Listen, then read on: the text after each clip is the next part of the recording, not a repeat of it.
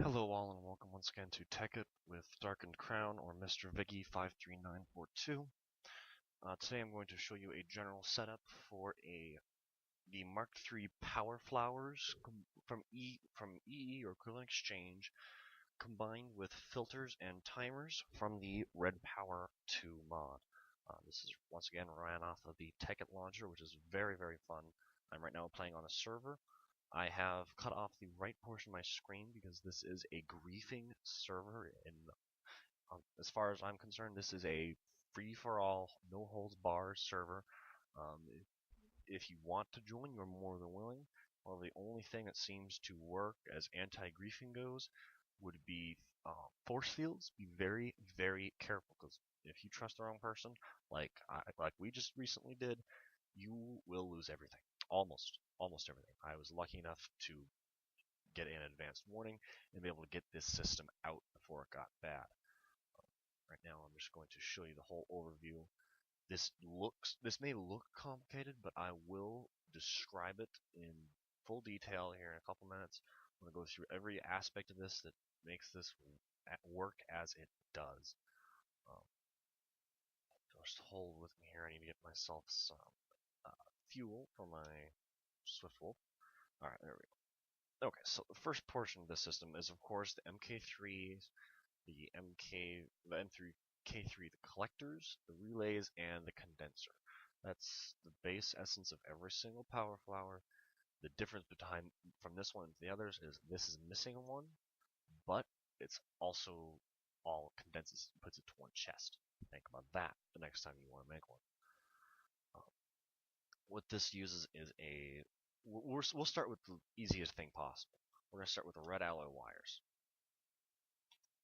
To craft them, you need, let me see, what was it?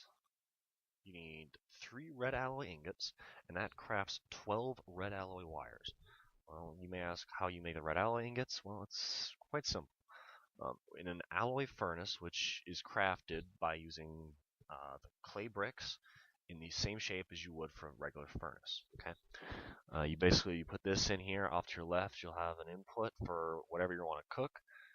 On the inside, you'll have a 3x3 box. You need to place 4 redstone and an iron, a copper, or an iron or a copper ingot. You need to place inside 4 redstone and an iron or copper ingot, and that will craft you 1 red alloy ingot, which then you can use to create. Oh, wow, that's a mess of stuff. Sorry about that. And then you can use 3 of those to craft your red alloy wires. This uses quite a little bit of red alloy. It doesn't use a massive amount yet.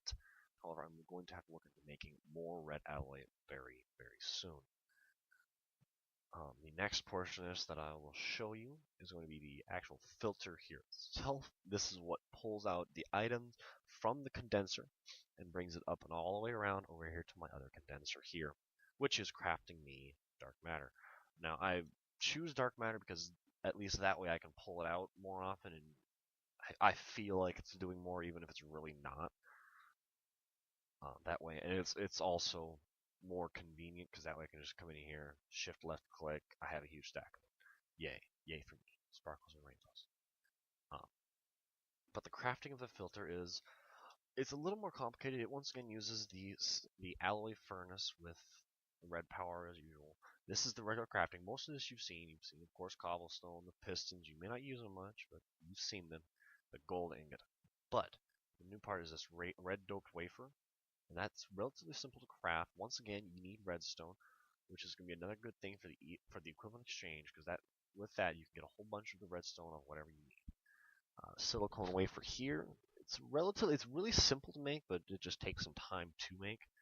And yeah, you combine 4 redstone with a silicone wafer, get you a single red doped wafer. To make a silicone wafer, it's a little more complicated, but you get 16 out of each thing. So first I'll show you the quick crafting of the diamond handsaw. You take the 3 sticks, 2 iron, 2 diamond. It does not work with any other version of handsaws. It has to be the diamond handsaw. I think there's only 2 versions of it. Oh, well, yeah, there's plenty of other versions, but yeah, you need to have the diamond handsaw. That's the only one that will work. The next process, is the Silicone bowel. This is a bit of a pain. This isn't much of a pain to make. I mean, you go once again to the alloy furnace, but this time you put in 8 coal, 8 sand. Each one, or 8 charcoal is what I recommend, because you can use either charcoal or coal. I recommend charcoal because if you read underneath the name of charcoal, EMC 32, EMC 128. Big difference in EMC, better to make it out of charcoal. And that will make you the one bowel, which will make you the silicone wafers, which will let you make your red doped wafers, which will let you come in here and make your filter. Oh, more items, quite interesting. Anyhow, but filter, I don't do too much with it, but filter is what I've got myself down to using. The system that I'm using to actually move these rounds is using the pneumatic pipes. They are, I call them the smart pipes because they are much better than the buildcraft pipes. And this is the crafting of them. You build it in the same fashion as you would with a regular buildcraft pipe with glass in the middle and the crafting items on the outside. With this, you use brass ingots. The way you make brass ingots is similar to the way you make bronze, but with actual bars. You make it with 3 copper, 1 tin. That nets you 4 total bars. This is the same. These are the same. It's just different skins for the copper.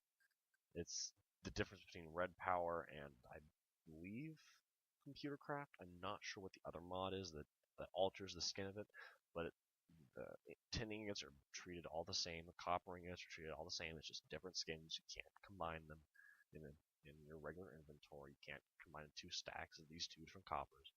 But aside from that, it all works the same.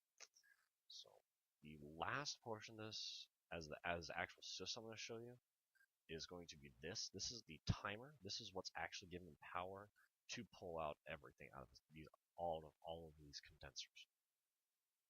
This is the interface for it. You have a time interval setting. You can set it for anywhere from 0.2 seconds to, I believe, infinite time frame. Now you're looking past 4 minutes. No, this is 10 minutes? Yeah, you have to wait 10 minutes for it to tick once. I don't play like that. That's ridiculous. I like to leave it at 5 seconds. That works just perfect for me. Makes me happy. Does what I need it to do. Gets out all stacks. I am none too worried. And it doesn't lag it out too much with it being, oh, I broke it. Oops. My apologies. The The input is for this redstone timer, or the just timer. That's all it's called, is a timer. You can input from the single side here. And that's going to basically invert the signal.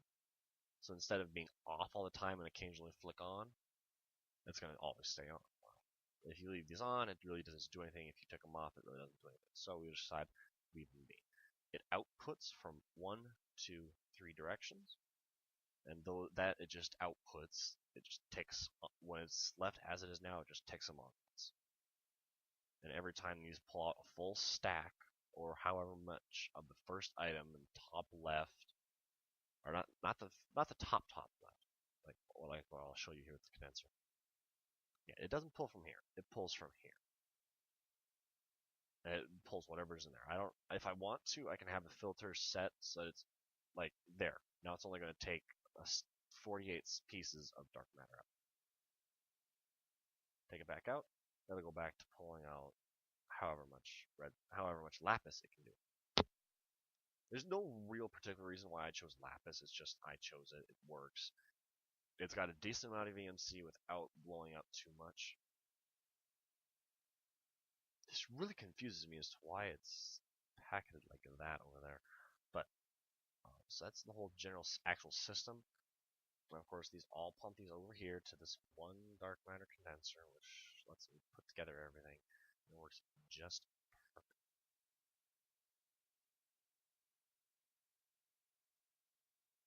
I'm going to quick show you the system here.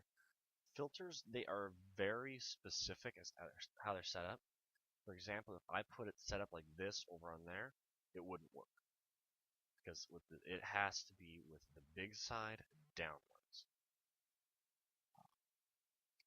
If you, the way I think about it, you take from the whole inventory, and you push out one item. That's the way I look at it. It works for me. The yellow goes down on here. Here the yellow is up. It's basically telling you, hey, you export from this direction.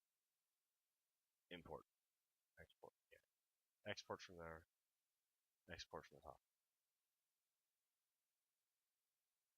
Alright. I'm going to say that's good. If you feel like, go ahead. Comment, subscribe, like. Thank you very much, and have a good one.